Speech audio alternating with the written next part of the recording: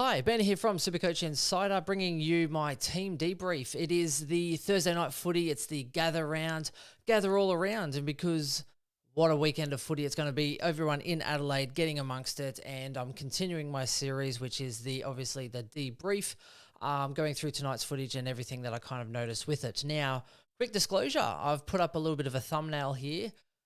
A little bit frustrating for the non-Dawson owners. I'm not going to say lag, but probably was a little bit too cute with it as far as, trying to wait until the very last second to bring in Dawson. I was waiting to see who they'd match up on. Carlton, they interviewed Voss, but they're like, oh, hey, like they've got Dawson, they've got Laird, they've got Rochelle, they've got Rankin, like who are you putting time into? And then Vossi just kind of smiled and then spoke about the forwards. So I was like, okay, that's a little bit cryptic. So I was like, I thought I'd just wait and see on what would happen with the matchup. And then obviously, being a beautiful Adelaide, a brand new sort of gather around, so they have all this panoramic views. I'm like, who's in the centre bounce, mate? Like, who's on who? And I'm trying to watch it, and then I'm like, I heard this, the siren kind of go as in like, get ready to play, and I was like, holy crap! So I was like, right, I already had him in the chamber, ready to go. So I had Dawson in. I kind of was like, oh, I'll just go Dawson to Stewart, and then loaded Dawson in, ready to hit go, and so I was like, oh, crap, it's about to start. I can't tell. I'm just in Dawson. I hit it, and it's like, you're too late.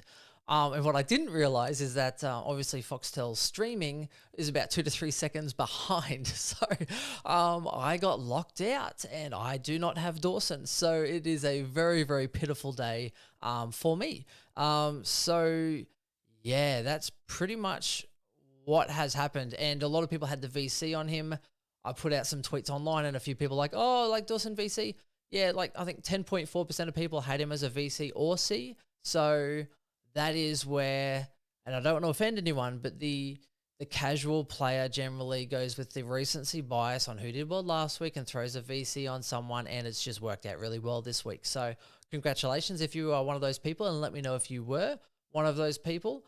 But very much, I'm just trying to see what Cowan's score was in the end. Someone just commented. So yeah, like that's very, very good for him. Now, the challenging part and the frustrating part is, apart from not owning Dawson when I was trying to kind of bring him in, some of you out there are probably similar to me in some aspects where maybe you overthink things. You're trying to go through a few of the processes. I had someone comment on my last YouTube video saying, oh, thanks, you've helped me so much. I'm glad I can help people as far as the rationale behind what I'm thinking. Doesn't mean I'm always going to do it myself, or maybe in this case, I'll leave it to the last minute. But that's the industry we're in, and this is a hobby. So as in, I don't take it personally. I think I've overthought a couple of things too much. Like last week, I probably should have just gone English. This week, I probably should have just gone Dawson. But then trying to like get out of my own head is something that I think I've kind of learnt a little bit. And I think that's kind of come from either a lot more followers and stuff this year as far as streaming, but also the success I had last year, where for me, yes, I've probably taken a bit of an L as far as Dawson's now like 27% owned, and I think 10.4% had him as VC or C. So he was on track for like a monster score and still did do very well. But the funny part is that, you go through those sort of scenarios, and that's kind of, in a sense, nearly killed my season a little bit. But again, this is a hobby, so I have a passion for it. I like it. I like the analysis side of it. I like speaking about the way I see the game, but it doesn't really define who I am or as far as my character, etc. Like I don't, if I bomb out, I'm not going to, lose much income or anything because this is a side hobby. So I do enjoy it. So that's why I'm here. I'm still kind of positive, even though it sucks. And then showing you the journey on the other side that, anyone can overthink, anyone can have this happen to them, etc. So look, he's a great player. And, I might have been trying to curse him in parts, but that's just what comes from watching a good player. So when we get into the game though, and thank you for the shouting out as well. Chris Chris SC, is that you, Chris? Different Chris, maybe? VC Dawson, yeah. So a lot of people did. And if you did, absolutely laughing. He was on track for 200, so absolutely flying. Ended up getting 152, so definitely tailed off. He was looking a lot worse for me before that point. So look, if you had him as VC, shout out. If you did bring him in, kudos to you. He was definitely the best inclusion that you could have got into your side. So I can't blame you at all there. Now, when we speak about the game, and Carlton were horrible. Like, Vossi came out before the game. Yeah, cheers to you. Saying that, they really need to win it at the contest because that's where everything starts. And then they literally got beaten up in the contest. I put out a tweet as well saying, I think it was at early in the first quarter, I think it was 22 touches to, I think it was Dawson. Let me see if I can find it. So I think it was like 22 touches between the two of them. And so Dawson and Laird had like 22 touches between them. And then Carlton, pretty much every single one of their midfielders, even the substitute midfielders, had like 11 between them. And there was about 5 or 6 of them. So they just absolutely dominated them straight from the outset. Absolutely fantastic. The most dominant first quarter I think I've seen yet. And Carlton had no answers. So I guess Doherty out, McGovern super laid out as well. Apparently just with all of his soft tissue injuries, they just didn't want to risk him. So unlucky if you did have him in your side because he was a laid out. Hopefully you got off the McGovern train or had trades to get off the McGovern train. So yeah, I mean, they were very vulnerable. They didn't have anyone really stand up. Keys went to Sard, which was spoken about earlier in that game. There is an injury concern with Sard. So I'll probably start off with that fact because it's coming up. I can't see anything specific yet. I think Vossi's probably about to make a press conference. So if anyone knows specifically what has happened, let me know. But he spent a lot of last quarter off the ground with something apparently. So he had 17 touches, 14 kicks, so a high kick ratio for a 76 super. What was it? No, a 85 Supercoach. So definitely unders for what he has been delivering. So it'd be interesting to see what the wash up of that is. But when we speak about, and most of this is hamstring tightness. Okay, thank you very much, Noah, my man, Noah, good man. Hamstring tightness. So yeah, look, it's sat on the bench for quite a lot of it. Went down to the rooms, and oh no, Corey picked him up this week, mate, and he was a great inclusion too. It's just the bad luck sometimes that you get with Supercoach. That's like sometimes you get super lucky, other times you bring someone in and then they get injured. Like it's the ride and die mentality where a lot of people have been frustrated this year and it's been challenging, but that's the beauty of it. It's not always a simple game. I think people forget, now we have subs as well. It's even more complex. So it's definitely not a simple game. And you're going to have highs and lows. So the plus side for my side is that I actually kept Laird and I was trying to upgrade like Setterfield or someone or other to get Dawson. So in the end, I did get Laird's score. So in the end, I'm trying to make myself feel better, saying like I only lost 17 points as far as not bringing in Dawson. But man, he killed it. And the funny thing that I noticed is they went in and Dawson's just so damaging. And even before the game, a couple of commentators were like, oh, you have to shut down Laird. And the other one's like, well, hang on, what about Dawson? Because he's really damaging by foot and he kicks it with such efficiency. Going forward, that wouldn't you rather stop him? So they had this whole sort of debate as to who you would rather tag because I think Laird's great at getting the pill, but he's not always the best user. And Adelaide was super impressive of getting the hard ball, but then linking up on the outside. And the worst part is that it kind of played into Dawson's hands because he matched up on Cripps. Now, at the coalface, if Cripps got to the ball before him, Dawson tackled him, right? He knocked up like 9 tackles. He was on 8 tackles super early. And then if the ball didn't go to Cripps and he wasn't first, then pretty much Dawson would just beat him on the outside. And Cripps gave him no regard. Like literally, they gave him no respect. And Dawson was just killing them, like kicking it inside 50, linking up, was absolutely prolific. And Laird was in there getting the link ups as well, and then getting the handball on the outside. And he handballed more, like 26 handballs. Like 26 handballs. What's the top disposals for Carlton?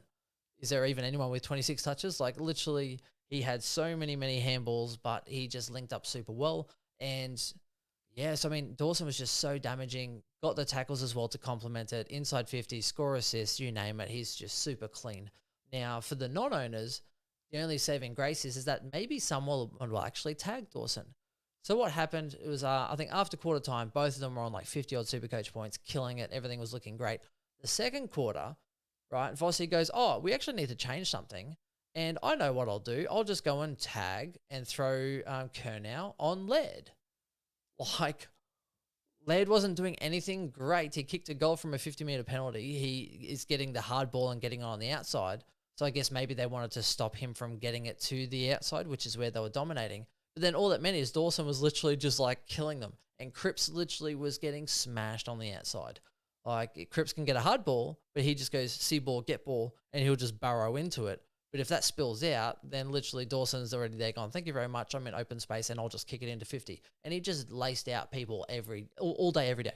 Absolutely unreal to watch. I wish I owned him as far as it would have made it more enjoyable, but unreal to watch as far as a talent and a skill. So my only saving grace is maybe Hawthorn will actually tag him. Finn McGuinness hasn't actually been doing that well lately, so I don't even know if, there's even any risk there anymore, because he's kind of been sub 1 week, bench the other, and he hasn't really been dominating that much. So I'm not sure if I'm that concerned if I'm an owner of him. But yeah, just super impressive. So he was damaging. You should have tagged him if anything. But that's pretty much the way it went. So Carlton did fight back for a little bit, but Adelaide are just so classy. And they literally jumped Carlton. They jumped them. The best start I think I've seen this year from a team. And I've doubted Adelaide. I think I had them not bottom 4. I think I had them 5th or 6th last. But with their home field advantage, I think they're just super clean, super impressive. Speaking of impressive, is just realistically, and I'm going to say McElhaney as well was very impressive. 60 Supercoach, not that great, but he was impressive in parts. Did the 1% of things, I felt he looked super impressive there. And I think Dawson actually playing midfield has then freed up a little bit of that spot in that back line in order to have one of those players come through. So it's going to be interesting to see what happens if Berry tries to force his way in, especially seeing that Adelaide have actually now winning games because they look a lot more dynamic and are delivering the ball better into the forward 50. Because there's nothing better. Because Carlton had the midfielders coming out with the pressure on them, and they were literally just giving these nice little Fruit Loop sky balls, and it's easier for defenders to kind of bring to ground and do your work. Whereas Adelaide were actually hitting targets on the run and kind of putting it out in front of them and not skying the ball high. So that's the difference, and the efficiency going into the forward 50 once it went in there, because you weren't just skying in quick, high balls that come out real quick because you were hitting targets on the lead. They scored more from their inside 50s, and they're number 1 in the competition for it, which is really impressive. So if you are an Adelaide fan, then I think you should be definitely happy with how they are progressing through this season so far. And I think they're a joy to watch, which is what you want from your team as well. They are very impressive to watch as well. So Chris SC, Cowan on field. What did Cowan get? Let me have a look. So Cowan, he got 42. So, oof. Do I want him on field over Wilmot? Oh, you had him on. I've got Constable, so I just put the emergency on him. I was hoping Cameron would come through with like a Baker moment from Western Bulldogs and get me an 80 to 100, and I could just close my eyes and pretend he was Doherty, save me a trade for a week, and then just bring in the troops, the Sheezels and the Zeebles to kind of go into my back line. But yeah, it didn't work out, so it looks like I'm having to make some moves there. So Sard, hamstring tightness, hey, that's pretty crazy. McElhaney, I think he did enough to keep his spot. I thought he was super impressive. I think, got holding the ball and linked up and actually took players on a little bit, delivered the ball quite well into the 50 as well. Maybe he just didn't get enough ball, so it's a little bit interesting. I know Smith really did have quite a lot of delivery out of there as well today. So what do you have? 21 touches, 14 kicks. So I think the ball sort of fell his way a little bit more as far as the extraction. Speaking of extraction, coming out of that defensive 50, here's something I did notice. So, because I was looking for Laird and I was trying to work out where Dawson is. Tex Walker literally goes, a former captain, looking for his new captain. So once of those, he got the ball and goes, looks inside. Oh, no worries. Cripps is just hanging 5 meters off Dawson. I'll just kick it into Dawson. Center, literally go corridor to Dawson. Another one, Tex is let up, had the ball, and he goes, I'm looking for a handball. And he looks at him and goes, there's Dawson. And literally just kind of stops and props, handballs the ball to Dawson, knowing that he will actually deliver the ball forward to 50. So that's something I kind of mentioned last week, is that the Crows are looking to Dawson anytime through the midfield because he's their best user to deliver it into the 50. Now, what I did notice is that Dawson was in the corridor, and I was like, well, where's Laird? Laird was actually kind of pushing boundary side, trying to get a link-up kick through here. But what would happen is that if they send the ball to the corridor, well, it doesn't matter if Laird's out in the wing because that ball's going into the forward 50 anyway, right? So pretty simple. Now, what happens if that corridor kick gets cut off or it's not on? Then what are they going to do? They're going to go long down the line. Laird's right there where the contest will be. So it's pretty much like a nice little double prong attack as far as trying to get that ball and move it forward as effectively as possible. So, yeah, like as in, I thought that was really impressive as far as how they kind of split up, I guess, their tactics and strategies, because you don't want really Laird, I guess, going corridor based as much, especially if Dawson's there. So, yeah, I thought that was really impressive on their behalf, and that the fact that they were looking for Dawson, which is definitely expected as well. So untaggable, I don't know if he's untaggable, but you need a type of player that can go into the midfield and also go into the forward line to be able to negate him. And if he goes into defense, he's just going to be getting kickouts anyway, so it's not going to be the worst thing in the world. But what we did see today, and something I hadn't seen before, is that even if you do have someone match up on him who is a good opponent, right, then if they get the ball first, then he'll just tackle them. So the only way that's going to work is if someone's kind of like literally pushing him sideways out of the contest and then trying to stop him from getting the ball at all, and then just trying to like tap it on rather than Cripps trying to, because Cripps I think was a bit slower as well. Just once he'd get to the ball, Dawson just sweeps in and grabs him. Yeah, so it'll be interesting to see sort of how that one there is there. No, centre bounce, mate. Hey, mate, no Dawson, no. So timed out. Tried to get too cute, and I didn't realise my stream was actually about 2 to 3 seconds behind. I was trying to see who Dawson was matched up on. So, no, it hurts. It hurts. So now I'm kind of like rolling the dice on a Stewart or someone or other. I'm even now considering trying to save grace and go, well, do I bring in, who's a Fremantle guy? I'm thinking about bringing him in and maybe going like a Tuke Miller or something, like a stuff it. I'll just bring in a midfielder. Like, let's just prop up the midfield instead, and hopefully Tuke Miller can bang out a real big score to make up my week. Yeah, so that's pretty much where I'm sitting at right now. And yeah, so that's that part of it. Outside of that, as far as Adelaide goes, I think most of it now, you had a lot of, like Fogarty I thought was good. Chase Jones I thought was really good as well. Rochelle and Miller are, Rochelle and, Rankin, etc. If it's not one, it's the other. Now, Rankin was really well held. You had, what's his name? Newman actually held Toby Green to like bugger all, and now he just did the job on Rankin. And Rankin was getting, a little bit frustrated, but I think now you have to kind of look at those small forwards, and if Carlton are playing them, then I'd be quite worried about Nick Newman, because he's now taken a couple of scalps as well already this year. So, Surf Oz, mate. Yeah, so some people are taking Cowan score because you have Day. 2 weeks, that suspension was upheld. I thought a week would have been sufficient for Day, but like that's really tough break for him as well.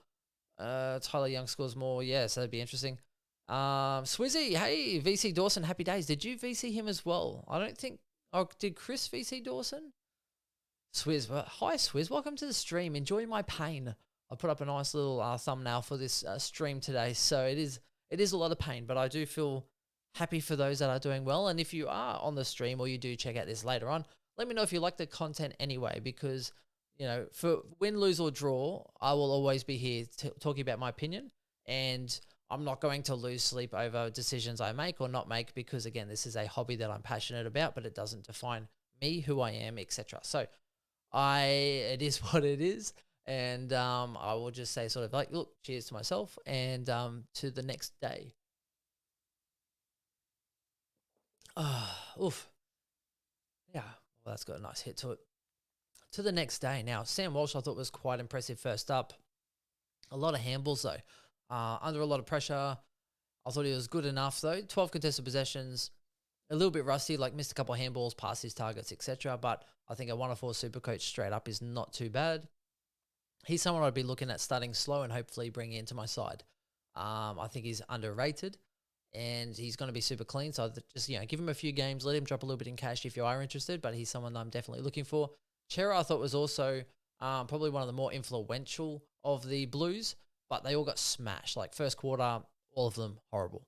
Like legit. Outside of Walsh, first quarter, he could hold his head up high, which is funny because he just came in for his first quarter footy this year.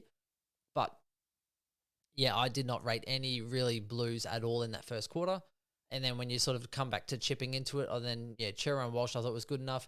Curnow did the job, but he kind of didn't really negate as much. He went on to Laird for a little bit and made some of Laird's disposals sloppy through the pressure, which is I guess okay.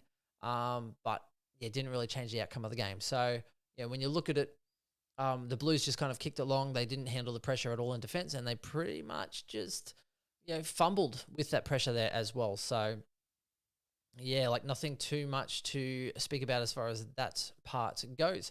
Outside of that, I think that's pretty much it. Jones, best game there as well. Wilmot as well. So Wilmot, I'd be going with, over any of those ones as well. So Dawson.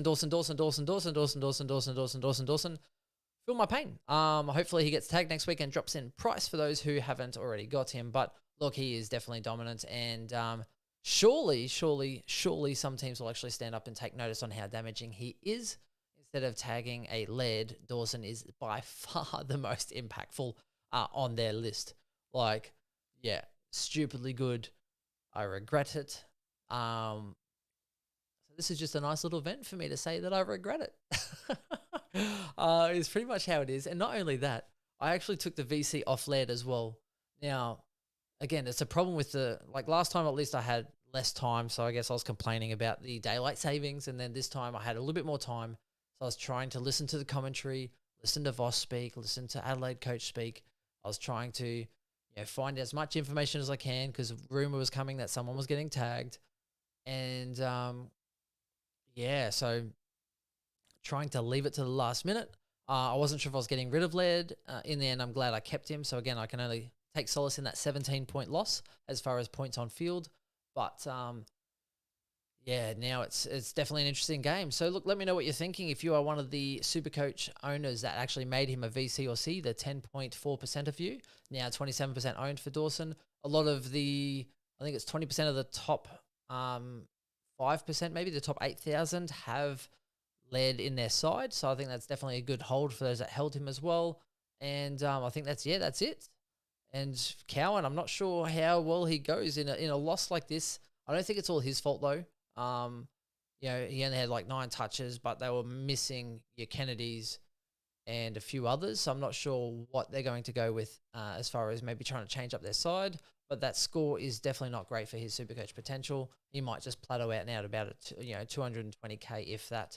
So you might just have to take 100 and run when it comes to Cowan as well. So that is me. I'll just check these final comments before I rock and roll. This has been long enough already. Oh, hang on. So let's have a look. Ultimate Fitness Adventure Camp. Is there an actual website for that? Because you always pop up here and then you make me read out your name, which is always long-winded. The Ultimate Fitness Adventure Camp. So I was going for Laird. He had him. He sold him for the first week. Laird's a good rebuy. Yeah, I'd rebuy him later when he drops a little bit in cash. The Adelaide Crows have a real soft draw in the second half of the year.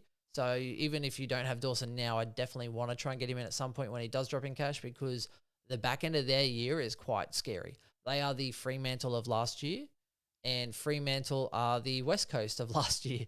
Horrible. If he doesn't get tagged, it'll be 700k. Yeah, if he doesn't get tagged against Hawthorn, it's going to be, And tag me anytime you see a big score from Dawson and just say, Ben, don't overthink it. Just pick your players at the start of the week and then maybe adjust it if they're out. But usually I give sound advice and then don't take my own sound advice. So that is a lesson learned for those who are looking at it as well. If you don't stop Laird at the centre, so hang on. If you stop Laird from the centre, you stop Dawson. I don't know if that's the case. Maybe you don't get Dawson on the outside, but Dawson will be tackling, etc. So look, a little bit of chat. Boys, get your own room here. Bloody centre bounce and Swizz saying hi and all this stuff here. I wish I jumped on with you. Swizz, you could have jumped on here right now, Swizz. Right? You could have seen the live stream and just sort of said, hey, Benny boy, let's just jump up and in. Anyway, that's it. The Thursday night shamble, the rage, the trades, and I blame Doherty. Not going to lie, I blame Doherty for this whole mess. I blame Doherty for people jumping on Dawson. I blame Doherty for not waiting a week before he tears his meniscus. So that way I could have just put Zeeble and Sheasel back into defense. I could have brought someone else into my team in a forward. At the end of the day, I don't blame myself. I blame Doherty. And I think that's a safe way to go thinking when I sleep tonight. That's it. That's the stream. Let me know. Get on the chat, get on the comments, and I'll talk to you tomorrow night.